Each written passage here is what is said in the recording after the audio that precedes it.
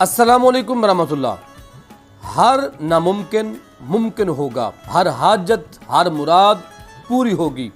अल्लाह रब्बुल आलमीन सारी मन्नतें आपकी पूरी फरमाएगा। एक कुरान पाक की छोटी सी आयत है, इसको रोज़ाना आपने 300 मरतबा पढ़ना है। अर्ज़ करूँगा अकाउंट को फॉलो कीजिएगा, वीडियो को लाइक कीजिएगा, इजाज़त करे सुबहान अल्लाह ज़रूर लिखिएगा। वो आयत करीमा कौन सी है जिससे आपकी हर मन्नत हर हाजत हर परेशानी दूर भी हो सकती है, पूरी भी हो सकती है। आपने रोज़ाना 300 मरतबा पढ़ना है कुल हुवल्लाहु अहद सूरह इखलास, रोज़ाना 300 मरतबा, अव्वल व आखिर 11 मरतबा दरूद पाक, कुल हुवल्लाहु अहद अल्लाहुस समद लम यलिद वलम यूलद वलम यकुल लहू कुफुवन अहद। इसका विर्द करेंगे, हर मन्नत हर हाजत हर नामुमकिन काम मुमकिन हो जाएगा।